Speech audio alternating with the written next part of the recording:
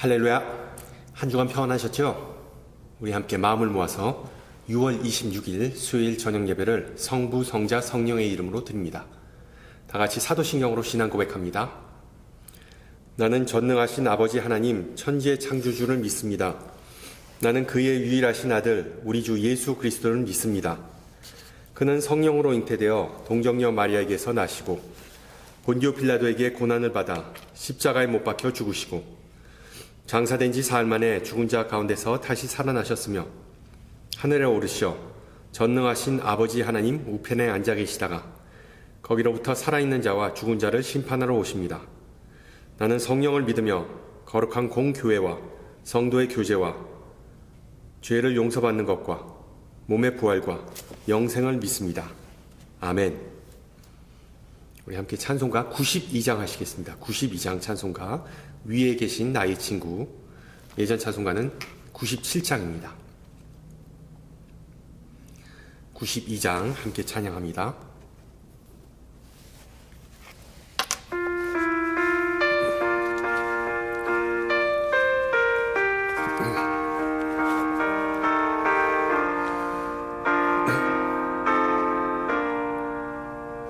위에 계신 나의 친구 그의 사랑 지극하다 이는 예수 그리스도 나의 구주 나의 친구 사랑하는 나의 친구 늘 가까이 계시도다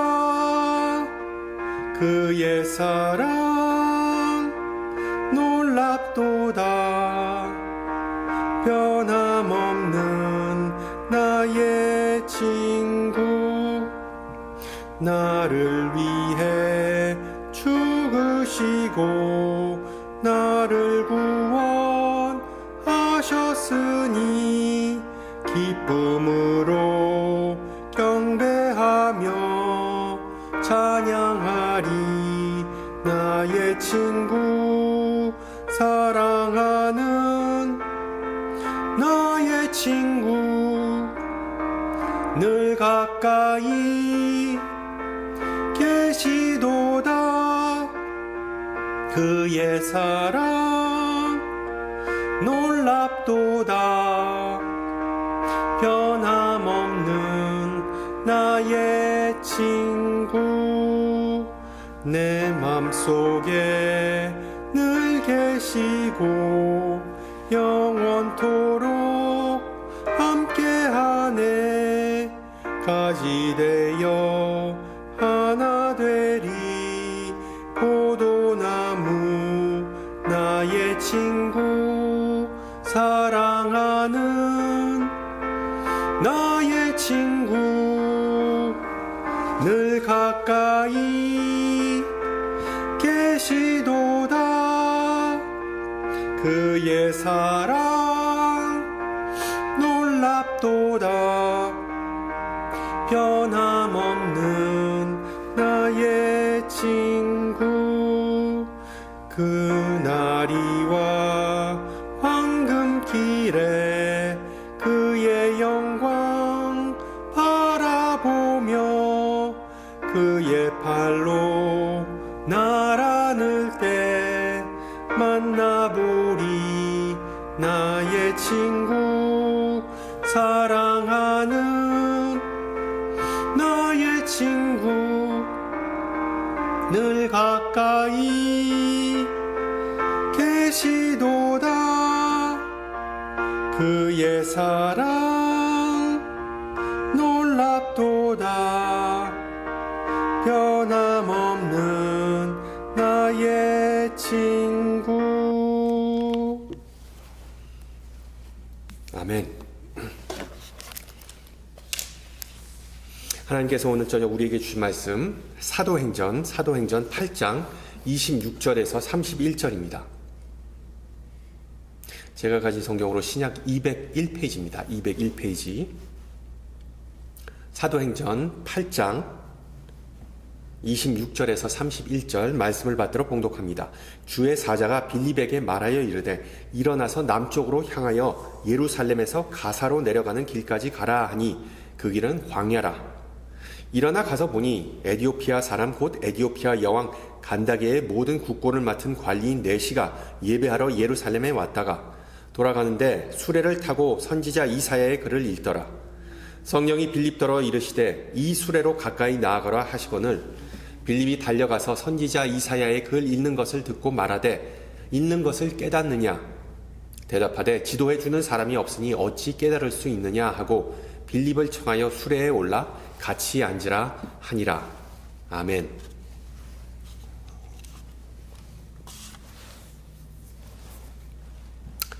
인생 여정과 마찬가지로 우리 그리스도인들에게 있어 신앙 여정은 만남의 연속입니다. 만남의 연속. 우연한 만남, 의도하거나 의도하지 않은 만남, 다 만남의 주역들에게는 그 크고 작은 영향을 미치죠. 심지어 어떤 만남은 한 사람의 현재와 그리고 미래까지도 변화시키는 그런 위력을 발휘합니다. 더 나아가 복되고 아름다운 만남은 우리가 자신을 스스로 객관적으로 바라볼 수 있게 도와줍니다. 예를 들어 결혼이라는 만남을 통하여 우리에게 배우자와 그리고 자녀들이 주어지는데 부전자전, 모전여전이라는 말처럼 우리는 그들의 모습 속에서 우리 자신을 보곤 합니다. 또한 우리 자녀들과 우리 배우자와 함께 시간을 보내면서 모습, 생각 그리고 습관이 점점 닮아가는 경우를 볼 수가 있죠.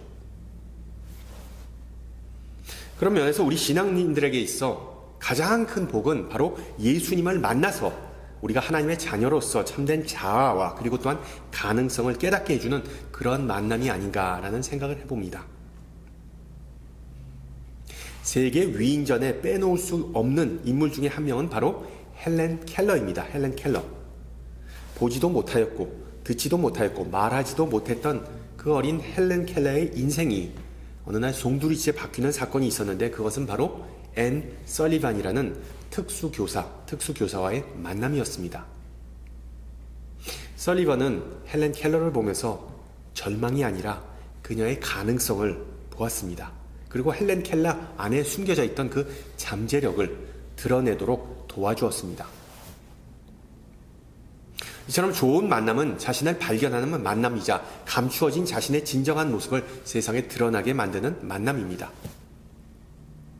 이것은 우리 신앙인들에게도 마찬가지이죠. 현재의 우리 자신의 모습을 보면 별로 대단해 보이지 않거나 심지어 부끄러울 때도 있습니다. 그러나 우리는 하나님의 자녀로서의 가능성을 다 가지고 있다는 사실을 믿으면서 언젠가는 그 가능성이 깨어나는 계기를 위해 기도하면서 준비해야 하지 않겠습니까? 지난주에 은혜 가운데 VBS를 마무리했는데 그 주제는 예수님과 더 깊은 친분 쌓기입니다. 예수님과 더 깊은 친분 쌓기. 성경에 나오는 다양한 이야기를 통해 예수님께서 우리를 얼마나 사랑하시고 신실하고 능력 있는 분이신지를 가르쳤지만 솔직히 그 어린 영혼들에게 있어 눈에 보이지도 않고 만져지지도 않는 분이 그들의 최고의 친구라고 하면 상당히 추상적으로 느껴지기 마련이겠죠. 따라서 아이들이 건강한 신앙인으로 자라기 위해서는 예수님의 모습이 보이는 좋은 친구나 스승과 같은 사람들을 만나는 것이 중요합니다. 그리고 우리 자녀들에게 있어 가장 좋은 친구이자 스승은 무엇보다 여러분, 바로 그들의 부모 아니겠습니까? 자녀들은 부모를 보고 그대로 따라하기 때문에 우리 어른들이 참된 예수의 제자된 삶을 살면서 자녀들에게 영향을 미치면 그들이 나중에 자라서 만나게 될 많은 사람도 긍정적인 영향을 받게 되겠죠. 오늘 읽은 본문은 바로 그런 복된 만남, 특히 인생을 변화시키는 만남에 관한 이야기입니다. 먼저 사도행전 8장에 앞서 벌어진 사건을 좀 요약해보면 오순절 강림 사건 이후에 초대교회가 탄생하면서 정말 기하급수적인 성장을, 부흥을 이룹니다. 그러나 갓 태어난 교회는 어려움도 또한 겪으면서 베드로와 요한이 옥에 갇히고 그리고 또한 헬라파 유대 그리스도인들의 수장격이었던 스데반 집사가 돌에 맞아 순교하고, 그리고 또한 바울이라는 교회의 최대의 적이 등장해서 초대교인들을 마구잡이로 박해했습니다. 결과적으로 예수의 추종자들은 사방으로 뿔뿔이 흩어지게 되고, 성령의 인도하심을 받은 제자들은 결국 예루살렘을 떠나서 다른 지방에서 타 종족을 전도하기 위한 활동을 펼치기 시작했습니다. 그 전적인 예가 바로 오늘 나오는 빌립과 에디오피아 네시아의 만남입니다. 이 빌립이라는 인물은 초대교회의 7 집사 중에 한 명이었고, 예수님의 12 제자 중에 빌립과는 전혀 다른 사람이었음을 염두에 두시기 바랍니다. 우리에게 비교적 잘 알려진 오늘 본문은 전도와 그리고 또한 성서 해석의 중요성이라는 그 두 개의 큰 틀 속에서 주로 이해되고, 그리고 또한 설교되었습니다.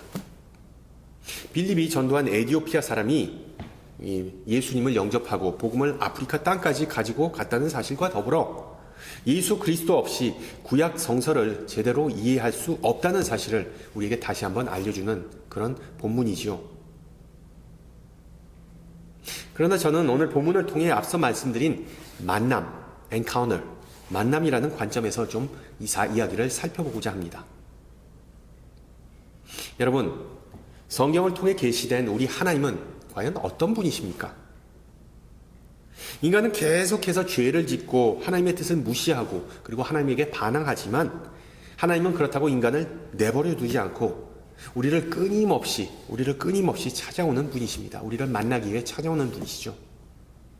더불어 우리의 고난과 필요를 외면하시지 않는 분이십니다. 수많은 방법과 사람과 상황을 통해 우리의 기도에 응답하시는 분이십니다.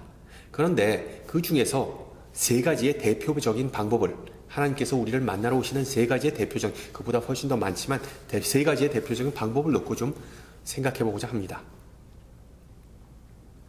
제가 사역을 하면서 가장 많이 들었던 질문 중에 하나는 바로 어떻게 하면 예수님을 인격적으로 만날 수 있는가 였습니다. 그 방법을 좀 가르쳐 달라.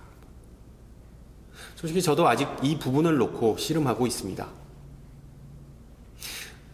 전화로 예약하고 병원에 가서 의사에게 진료를 받는 것처럼 우리가 예수님을 정확한 시간에 페이스 투 페이스 정말 마주보면서 대화를 나누면 얼마나 좋겠습니까?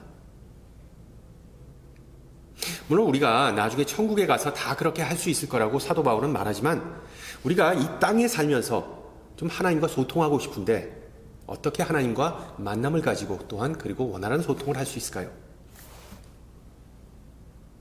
우리가 간과하는 내용이 있는데, 하나님은 성령을 통해 우리 가운데 항상 거하시면서 우리의 일거수일투족을 관찰하고 계십니다. 하지만 하나님의 그런 임재하심과 동행하심이 희미하게 아니면 전혀 느껴지지 않는 이유는 주로 인간의 죄와 그리고 또한 인간의 연약함 때문입니다. 보세요. 예수님께서 승천하신 후에 제자들은 이제 자신들은 홀로 남았다는 그런 두려움과 또한 의심을 느끼게 됩니다. 다행히 그들은 함께 모여서 기도함으로 자신들의 마음과 뜻을 오직 예수님에게 맞추고자 노력했습니다. 아마 빌립도 그런 마음가짐으로 기도하면서 준비하던 때에 하나님께서 갑자기 그를 찾아왔다고 성경은 전해줍니다. 여러분 26절을 보세요. 주의 사자가 천사겠죠. 빌립에게 말하여 이르되 일어나서 남쪽으로 향하여 예루살렘에서 가사로 내려가는 길까지 가라 하니 그 길은 광야라. 여기서 우리가 주목해야 할 부분은 하나님의 영이 아니면 천사가 누군지는 정확히 알 수 없지만 먼저 빌립을 만나러 왔다는 것입니다. 인간이 비록 하나님을 애타게 찾고 갈망할 수 있지만 그 만남을 성사시키는 부분은 인간이 아니라 결국 하나님이라는 사실이죠.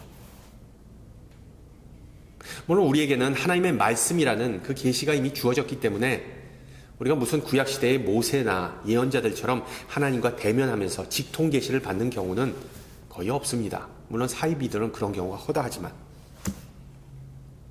비록 우리가 이 빌립 집사와 같이 신비한 체험은 못하였더라도 예배나 또한 경건의 시간을 통해서 하나님께서 우리에게 우리 마음속에 속삭이시거나 아니면은 어떤 환상을 보여주거나 아니면 마음을 뜨겁게 하는 그런 은혜 경험, 그런 체험을 한두 번씩은 해보셨을 거예요.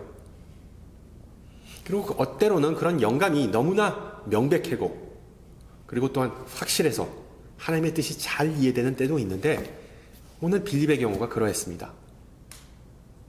즉 하나님은 지금 즉시 일어나서 남쪽으로 향하라 라는 구체적인 명령을 주셨는데 여러분 그 내용을 좀 자세히 살펴보면 이 구절을 좀 자세히 살펴보면 솔직히 이건 말이 안 되는 명령이었습니다. 하필 전도할 대상이 많았던 예루살렘 도성을 떠나서 사람의 왕래가 전혀 없는 광야길로 나가라고 하셨기 때문이죠. 심지어 옛날에 베껴진 오래된 사본에는 이 남쪽으로 가라, 남쪽이라는 헬라어 단어는 메셈브리아인데 이 메셈브리아는 남쪽뿐만 아니라 정오라고 번역할 수 있습니다. 눈, 정오. 그래서 오늘 본문은 두 가지 의미로 해석될 수 있습니다. 사람이 없는 남쪽, 즉 광야로 가라. 혹은 너무 더워서 사람이 돌아다니지도 않는 정오가 되면 밖으로 나가라 라는 뜻입니다. 뭐 정확한 의미가 어떤 것이든 하나님은 빌립에게 정말 고개를 갸우뚱하게 만드는 명령을 내리신 것이죠. 이처럼 하나님은 갑자기 한 사람의 인생에 개입하셔서 어려운 길로 그를 몰아가는 경우가 많이 나옵니다. 예를 들어 모세는 미디안 광야에서 목자라는 평화로운 인생을 살다가 갑자기 하나님의 부르심을 받고 바로왕 앞에 나아가게 되죠. 어부들은 갈릴리 바다에서 물고기를 잡으면서 생계를 잘 이어가고 있는데 갑자기 부름을 받은 후에 모든 것을 내려놓고 예수님을 쫓았습니다. 사울은 그리스도인을 박해하는 것이 하나님을 정말 기쁘게 하는 것이라고 확신하였지만 다메섹 도상에서 부활하신 예수를 만난 후에 기독교 역사상 가장 위대한 선교사로 변화되었습니다. 여러분, 우리의 모습은 어떻습니까? 우리가 하나님 앞에 기도로 나아가면 하나님은 우리에게 평화와 그리고 또한 위로를 주신다고 기대하지만 아이러니하게도 하나님은 우리에게 소명이라는 멍에를 얹어주십니다. 그래서 어떤 신앙인들은 하나님을 찾는데 하나님과의 긴밀한 만남을 갖는데 별 관심이나 열심이 없습니다. 자신이 더 크게 쓰임을 받을 수 있다는 의미는 결국 인생이 더 고달파지고 그리고 또 십자가를 져야 한다는 것을 알기 때문이죠. 저와 여러분 그리고 이 세상의 모든 성도와 교회의 우선순위는 다름 아닌 예수 그리스도의 복음입니다. 그 복음 덕분에 우리는 다 새 생명을 얻었고 그 복음을 다른 이들과 나눔으로 그들도 하나님의 은혜 가운데로 들어가게 만드는 것이 바로 우리의 특권이자 또한 의무입니다. 마가복음 16장 15절 너희는 온 천하에 다니며 만민에게 복음을 전파하라. 믿고 세례를 받는 사람은 구원을 얻을 것이요 믿지 않는 사람은 정죄를 받으리라. 우리가 복음이라는 이 우선순위를 소홀히 하거나 놓아버리면 우리의 믿음은 결국 퇴보하고 주님에게 책망받게 된다고 성경은 기록합니다. 여러분 기억하세요. 아직도 수많은 사람은 자신이 영적으로 갈급하다는 사실을 모른 채 살아가고 있습니다. 혹시 오늘 본문에 나온 천사가 어쩌면 그렇게 시와 때를 기가 막히게 맞추어 빌립이 고향으로 돌아가는 그 에디오피아 사람과 만나게 했을까요? 하나님은 복음에 대한 그 내시의 갈급함을 파악하셨고 하나님은 그것에 무관하시지 않았다는 사실을 알려준 대목입니다. 왜 나는 성경의 위인들처럼 예수님을 만나고 성숙해져서 삶이 변하는 역사를 체험하지 못할까라고 물으시는 그런 의구심이 있는 분에게는 무엇보다 예수 그리스도의 복음을 삶의 우선순위로 두시기 바랍니다. 그리하면 하나님은 내가 내게 응답하겠고 내가 알지 못하는 크고 은밀한 일을 내게 보이리라 하고 약속하셨습니다. 특히 이 더운 여름에 예수님을 향한 사랑, 복음을 위한 열정, 그리고 하나님 나라를 섬기고자 하는 그 마음이 회복되는 역사가 있기를 소망합니다. 아멘. 하나님께서 우리 인간을 만나러 오시는 두 번째 방법은 바로 우리의 이웃, 주변 사람을 통해서입니다. 여러분 오늘 성경 이야기를 보세요.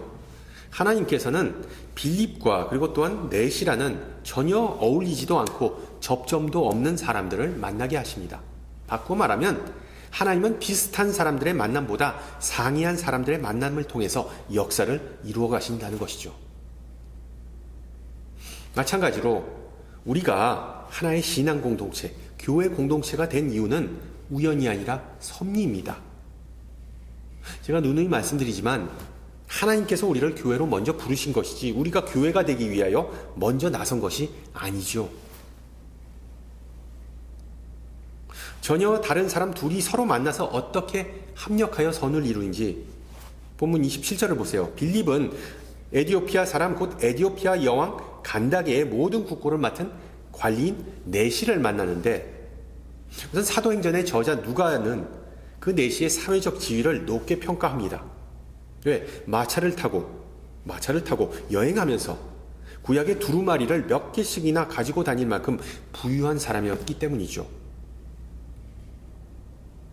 그러나 또한 종교적인 영적인 측면에서 하나님을 경외하는 이 네시는 두 가지의 심각한 핸디캡, 결함이 있었는데 우선 그는 이방인이었기 때문에 예루살렘 성전에 들어가서 직접 예배, 제사를 드릴 수가 없었습니다.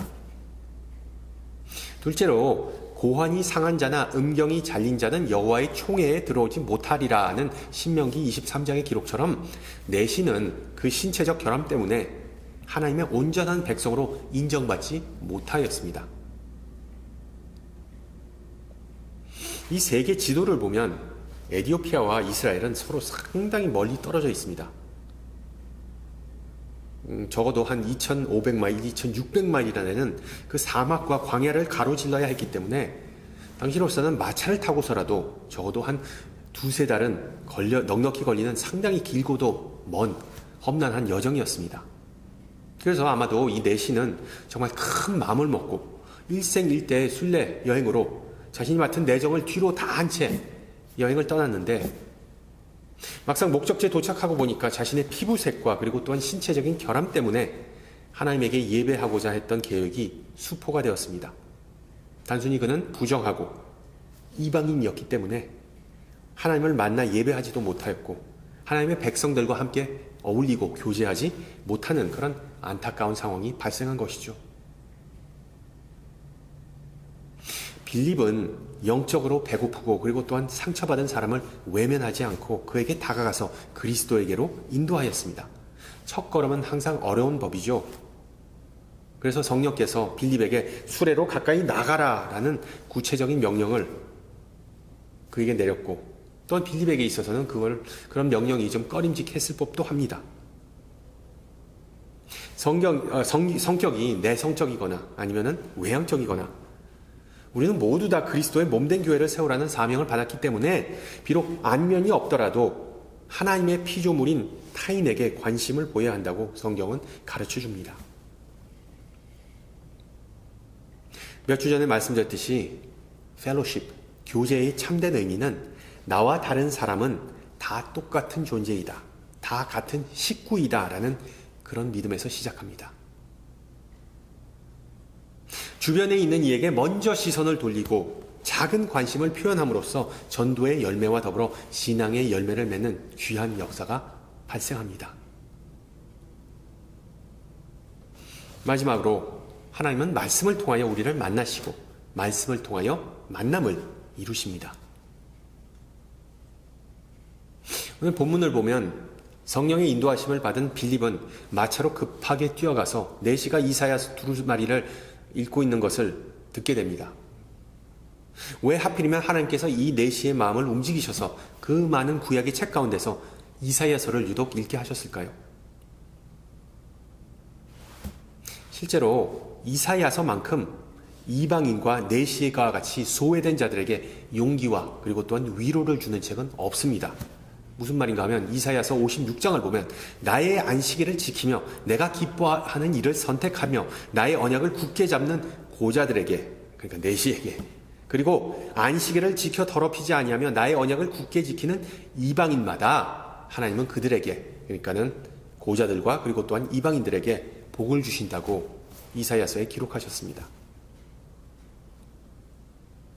그런데 이 내시는 이사야서 53장을 읽으면서 53장 정확히 말하면 7절을 읽으면서 난관에 봉착합니다. 그가 곤욕을 당하여 괴로울 때에도 그의 입을 열지 아니하였으며 마치 도수장으로 끌려가는 어린 양과 털 깎는 자 앞에서 잠잠한 양같이 그의 입을 열지 아니하였도다. 이사야서 53장 7절 이 구절의 역사적인 문맥을 보면 원래 고난받는 종은 바빌론 포로 생활을 겪으면서 고난을 겪은 이스라엘 백성을 비유하는 것이었습니다. 그래서 아직도 오늘날에도 유대교 랍비들은 이 본문 이사야서 53장을 주전 6세기에 이스라엘이 겪었던 그 국가적인 재난, 그 고난을 암시하는 본문으로 해석합니다. 그러나 빌립은 이 본문이 과거에는 고난받는 이스라엘 백성을 가리켰지만 예수님께서 오신 후에는 바로 예수님 그분이 십자가를 지시고 고난을 받으신 그 사건을 가리키는 것이라고 내시에게 설명해 줍니다. 그리고 35절은 이 글에서 시작하여 7절에서 시작하여 예수를 가르쳐 복음을 전하였다라고 기록합니다. 예수님께서 십자가에서 어린 양과 같이 도살당한 이유는 이스라엘 백성뿐만 아니라 내시를 포함한 모든 이방인과 소외된 자들을 구하기 위함을 알려주었습니다. 세상 모든 이에게 하나님의 은혜와 사랑이 임하여서 이제 모든 이는 예수를 통하여 죄사함을 받을 수 있고 하나님의 백성이 된다는 그 복된 소식을 내시에게 전해주었습니다. 예수님의 생애와 가르침에 관한 그 이야기가 내시가 그토록 듣고자 갈망하던 복음이었고 그토록 만나고자 하였던 하나님의 이야기였습니다. 예수님의 이야기가 바로 2000년 후에 우리 그리스도인들에게도 똑같이 주어진 복음이자 우리가 그토록 만나고자 하는 하나님의 임재하심과 역사하심의 증거입니다.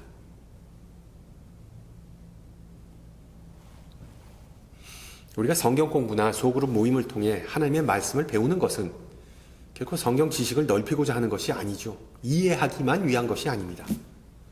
우리의 최종적인 목적은 하나님의 사랑 속으로 더 깊이 들어가고 우리를 구원하시고자 하는 예수님의 그 마음을 조금이나마 담고자 하는 것입니다. 따라서 우리의 마음이 어떤 길가나 자갈밭과 같이 굳어 있다면, 딱딱하다면 하나님의 말씀, 예수 그리스도의 복음이 아무리 뿌려져도 속 위에 경일기라고 성경은 기록하죠. 말씀을 통하여 예수님을 만나고자 죽도록 노력하여도 아무런 열매가 없는 것입니다.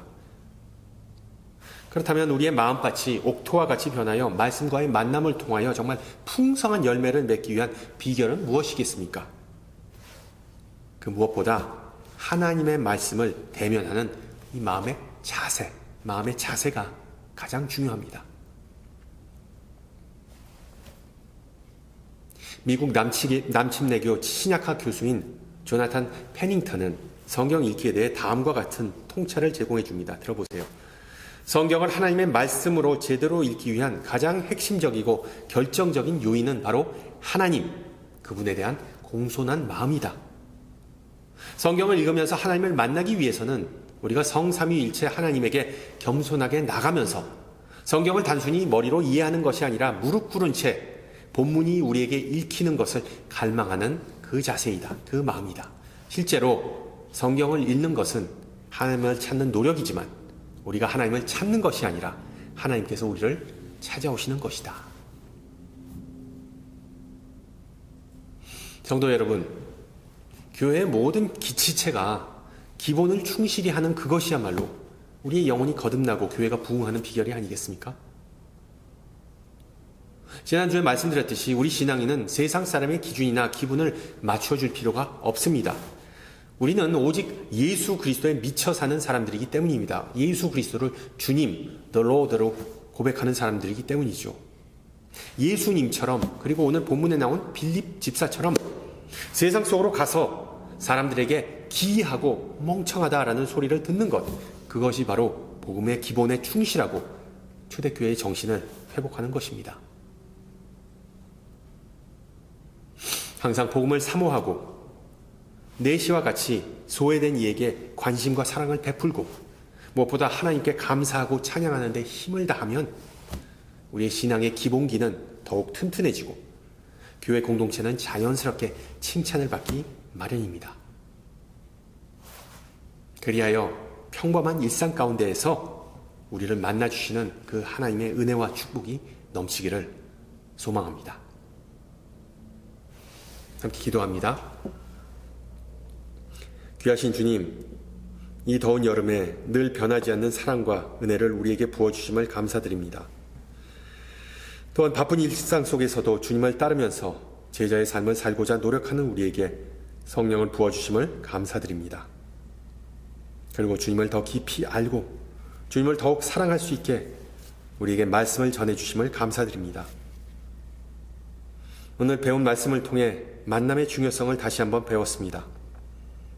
주님께서 우리를 친히 찾아주시어 만나주시고 주님의 섭리를 따라 우리가 서로를 만나서 주님의 몸된 교회를 세우고 또한 세상에 나아가 더 많은 이들을 만나서 복음을 전하고 주님의 자녀 삼는 것이 얼마나 귀하고 복된 일인지를 알려주셨습니다.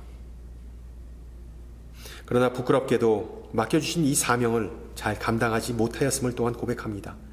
사는 게 바쁘고 힘들다고 투덜거리거나 주변에 있는 목마른 영혼을 보고도 모른 척하였거나 아니면 성령님을 의지하지 않고 내 방식대로 말씀을 이해하고 적용하였음을 이 시간 고백합니다. 주님, 우리의 나태함과 교만함과 무관심을 이 시간 다 내려놓으니 우리를 용서해 주시고 우리의 시선이 다시 주님께로 향하게 하옵소서. 구하라, 그러면 구할 것이요. 찾으라, 그러면 찾을 것이요. 문을 두드리라, 그러면 열릴 것이라는 그 약속을 의지하면서 말씀을 통하여 주님을 만날 때마다 스스로 겸비하여 우리의 마음 문을 열고 주님의 영광을 구하는 은혜가 있게 하옵소서. 함께 주님 가르쳐 주신 기도합니다. 하늘에 계신 우리 아버지, 아버지의 이름을 거룩하게 하시며 아버지의 나라가 오게 하시며 아버지의 뜻이 하늘에서와 같이 땅에서도 이루어지게 하소서. 오늘 우리에게 일용할 양식을 주시고 우리가 우리에게 잘못한 사람을 용서하여 준 것 같이 우리 죄를 용서하여 주시고 우리를 시험에 빠지지 않게 하시고 악에서 구하소서. 나라와 권능과 영광이 영원히 아버지의 것입니다. 아멘. 네, 한 주간 평안하시고요. 다음 주 이 시간에 뵙겠습니다. 샬롬.